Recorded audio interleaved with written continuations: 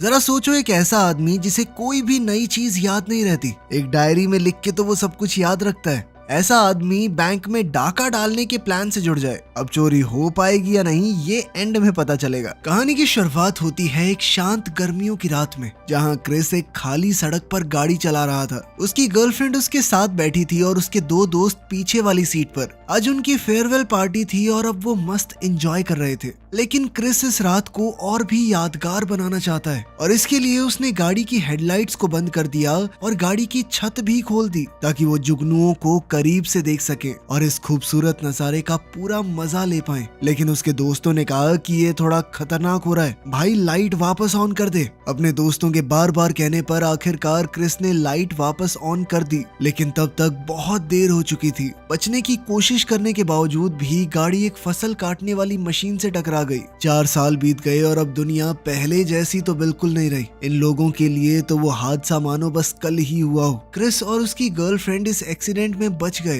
लेकिन पीछे बैठे दोनों दोस्तों की किस्मत इतनी अच्छी नहीं थी और उनकी मौत का पछतावा क्रिस के दिल को रोज चीर कर रख देता। मगर बेचारा चाहकर भी इस बोझ को हटा नहीं सकता। उस एक्सीडेंट का क्रिस के शरीर पर भी असर हुआ था। उसे कभी भी बेवजह गुस्सा आ जाता, साथ ही उसका दिमाग उसे कुछ भी नया याद नहीं रखने देता था। इसीलिए वो एक डायरी के सहारे जीने पर मजबूर है, जिसमें वो हर जरूरी काम लिखता है। हर सुबह उठकर वो अपने ही लिखे हुए शब्दों से अपनी ही जिंदगी को दोबारा समझता है। साथ ही उसके दिमाग में जो चल रहा है उसे वो बोलने से खुद को रोक नहीं पाता। कोई लड़की पसंद आए तो भाई साहब सीधा बोल देते हैं। उसने जिंदगी जीने के इस नए तरीके को सीखने के लिए क्लासेस लेना शुरू कर दिया, लेकिन ये भी उसके लिए बहुत मुश्किल था। क्लास के बाद उसे पता चला कि उसने गाड़ी लॉक कर दी और चाबी अंदर ही रह गई। लेकिन ये इतनी बार हो चुका था कि अब वो हमेशा एक एक्स्ट्रा चाबी अपने जूतों में छुपाने लग गया था। पछतावे भरे दिल के साथ क्रिस अपनी एक्स गर्लफ्रेंड केली की झलक देखने चला गया, जिसका एक्सीडेंट में एक पैर चला गया था और अब वो एक नकली पैर के साथ जिंदगी जी रही है। इसके बाद क्रिस घर लौट गया, जहां उसका अंधा रूममेट लुइस उसके लिए वॉइस नोट छोड़कर गया था, जिसमें रात का खाना बनाने की रेसिपी है। लेकिन खाना बनाते हुए क्रिस से एक डब्बा नहीं खोल पाया, जिस वजह से उसे बहुत गुस्सा आया और उसने चीजें फेंकनी शुरू कर दी। इसके बाद क्रिस ने लुइस को कॉल किया और वो जल्दी से अपना काम खत्म करके अपने दोस्त की मदद करने आ गया। क्रिस ने चीजें इधर उधर फेंकने के लिए माफी मांगी। लुइस ने डिनर बनाना शुरू किया और साथ ही क्रिस से थोड़ी बातचीत करने लगा। बाद में उस रात क्रिस बैंक चला गया, जहां वो सफाई कर्मचारी के तौर पर काम करता था। वो क्लर्क बनना चाहता था, लेकिन उसके बॉस मिस्टर टर्टल ने सीधा मना कर दिया। काम करते हुए भी वो पोछे के साथ खेलता रहता और उस जिंदगी को याद करता जो उससे मीलों दूर जा चुकी थी। तभी ये दिखाया गया कि एक्सीडेंट से पहले क्रिस बहुत ही उम्दा हॉकी प्लेयर था, ऐसा खिलाड़ी जिससे लोग बहुत उम्मीदें रखते थे, लेकिन उस एक्सीडेंट ने उससे सब कुछ छीन लिया। क्रिस अपना काम कर रहा था कि तभी बैंक के सामने एक गाड़ी आकर रुकी और अंदर बैठा हुआ गैरी नाम का लड़का क्रिस पर अपनी नजरें गड़ाने लगा और देखते ही देखते उसने अपने पुराने स्कूल के दोस्त को पहचान लिया। ये तो क्रिस है। लेकिन गैरी को ये देखकर दुख हुआ कि वो सफाई का काम कर रहा है। फिर उसने अपने दोस्तों से कहा कि प्लान के साथ आगे बढ़ो। बाद में क्रिस एक बार में गया और अपने पास बैठी हुई औरत से बात करने की कोशिश तो की, पर नाकामयाब रहा, क्योंकि उसके पास कोई ढंग की बात थी ही नहीं। तभी गैरी वहां पर आ गया। ये देखकर कि लड़की गैरी की बातों पर मुस्कुरा रही है, क्रिस नोट बनाने लग गया। लेकिन गैरी ने उसे रोक दिया और कहा कि मैं स्कूल में तुम्हारी बहन का क्लासमेट था। तभी बारटेंडर क्रिस का फायदा उठाने लगा। क्रिस की भूलने की आदत की वजह से वो उससे 2 बार पैसे ले रहा था, लेकिन गैरी बीच में आ गया और उसे क्रिस के पैसे वापस करने पर मजबूर कर दिया। गैरी दिखने में अच्छा है, काफी कॉन्फिडेंट भी है, बिल्कुल वैसा जैसा क्रिस हुआ करता था। गैरी ने उससे बात करते वक्त अपनी जेब से अस्थमा का पंप निकाला, मगर अस्थमा होने के बावजूद वो दुनिया में ऐसे चलता है जैसे सब कुछ उसी का हो। गैरी ने उससे एक्सीडेंट के बारे में पूछा और क्रिस ने उसे सब कुछ बता भी दिया। इस पर गैरी ने उसका हौसला बढ़ाते हुए कहा कि जब जिंदगी एक हाथ से लेती है तो दूसरे से कुछ ना कुछ देती भी है। क्रिस को गैरी की बातों ने अपनी तरफ खींच लिया।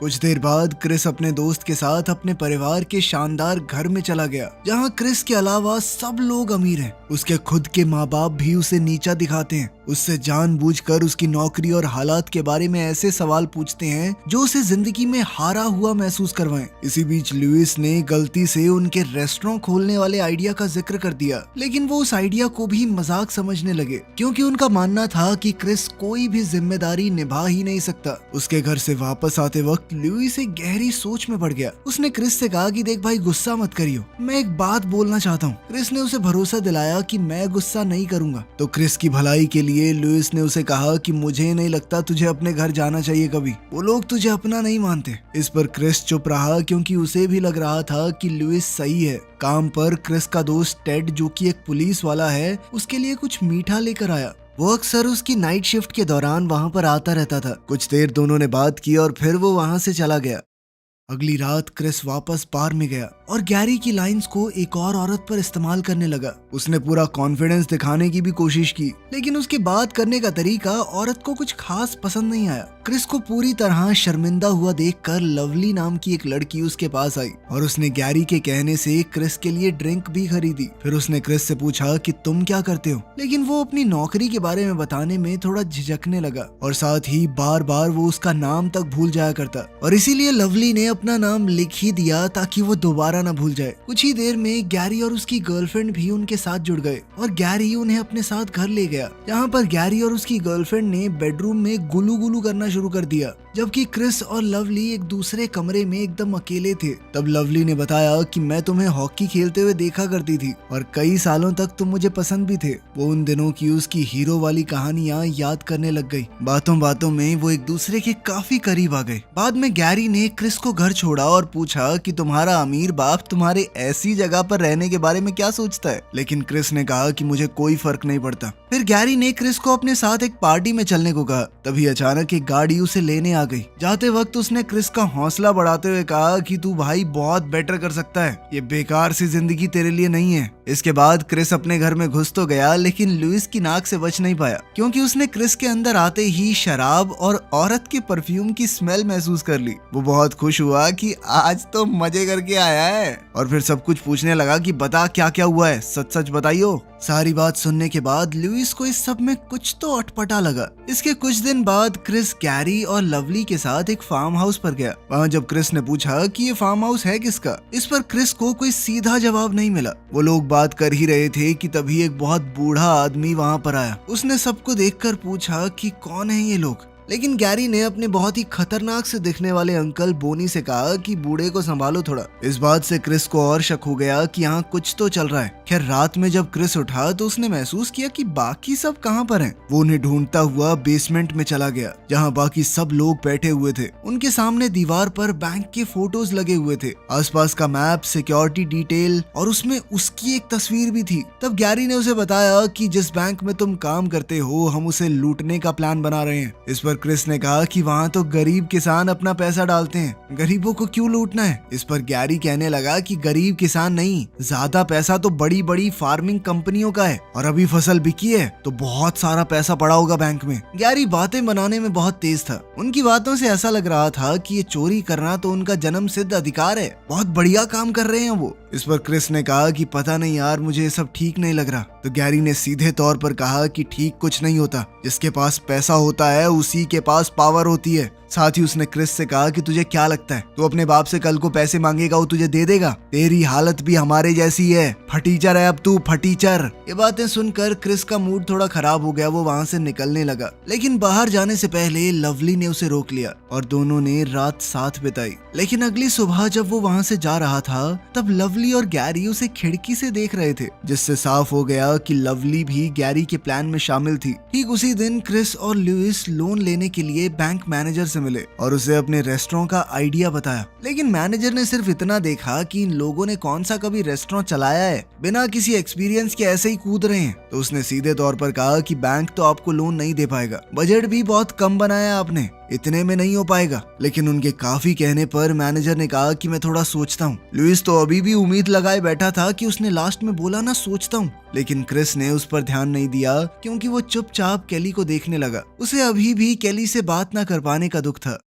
आने वाले दिनों में क्रिस की फ्रस्ट्रेशन बहुत ज्यादा बढ़ने लगी। उस रात क्रिस ने गैरी की बात को आजमाने के लिए अपने पिता को कॉल किया और कहा कि मुझे $10,000 चाहिए। वो एकदम शांत होकर बात कर रहा था कि उसके पिता को लगे कि वो ठीक हालत में है। क्रिस ने अपने पिता से कहा कि मैं एक छोटा सा बिजनेस करना चाहता हूँ, उसके लिए चाहिए ये पैसे, लेकिन उसके पिता ने मना कर दिया। फिर उसने कहा कि अच्छा चलो 10,000 छोड़ो, 1,000 तो दे दो, बाकी पैसे मैं कहीं और से कर लूंगा। लेकिन उसके पिता ने ये भी नहीं दिए, जबकि वो खुद बहुत अमीर हैं। 10,000 तो आराम से दे सकते थे। उन्होंने बस इतना पूछा कि किसी मुश्किल में है क्या, घर वापस आना है। क्रिस पहले से ही बहुत गुस्से में था, अब तो उसे ऐसा लगने लगा कि वो टुकड़ों के लिए भीख मांग रहा है, इसीलिए उसने मना करके फोन काट दिया। उसके पिता के यूं मना करने से उसके दिल को गहरी चोट लगी थी और उसने अब फैसला कर लिया कि मैं भी इनके साथ मिलकर बैंक लूटूंगा, क्योंकि ये उसे गरीबी से निकलने का इकलौता खुला दरवाजा लगा। वो अपने परिवार को भी साबित करना चाहता था कि वो खुद के बलबूते पर कुछ कर सकता है। अब क्रिस गैंग की मदद करने लगा उन चीजों में जो उन्हें लूट के लिए चाहिए थी। उसने तिजोरी की तस्वीरें भी ले ली ताकि ये प्लान हो सके कि उसे कैसे तोड़ना है। फिर गैरी ने उससे कहा कि जब भी पैसे बैंक में आ जाएं तो हमें तुरंत बता देना, उसी रात चोरी करनी पड़ेगी। चोरी के दौरान तुम्हारा काम बस ये देखने का होगा कि तुम्हारा दोस्त वो पुलिस वाला डेप्यूटी टेड लूट के वक्त अंदर ना आ जाए, क्योंकि वो कभी भी आ जाता है, उसका कोई फिक्स टाइम नहीं है,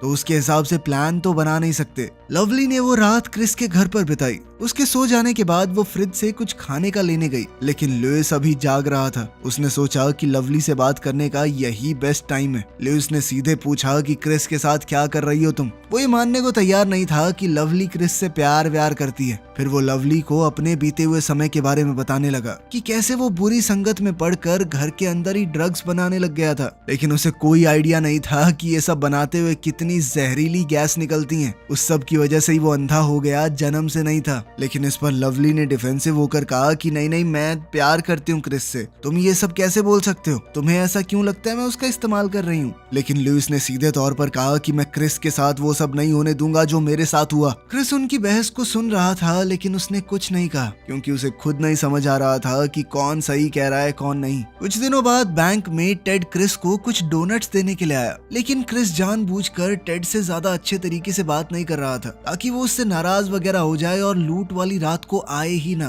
क्रिस ने कहा कि मुझे ऐसा लगता है तू चैरिटी वगैरह कर रहा है, मेरे को दान दे रहा है क्या ये डोनट। इस पर टेड ने सफाई भी दी कि नहीं भाई ऐसा कुछ नहीं है, लेकिन क्रिस अभी भी गुस्सा था तो वो वहाँ से चला गया। उस दिन बाद में जब क्रिस और लुइस एक रेस्टोरेंट में खाना खा रहे थे तो क्रिस हमेशा की तरह वेट्रेस के साथ फ्लर्ट करने लगा। इस पर लुइस ने हंसते हुए कहा कि क्या हरकतें हैं तेरी यार, हर जगह शर्मिंदा करवा देता है। क्रिस वैसे ही आजकल गुस्से में रहता था तो वो चिढ़कर बोला कि हाँ ठीक है ना, ज्यादा टाइम तुझे मेरे साथ नहीं रहना पड़ेगा, कुछ ही दिनों में अपना खुद का फ्लैट ले लूंगा मैं। लुइस को अचानक से मिली ये खबर बिल्कुल पसंद नहीं आई।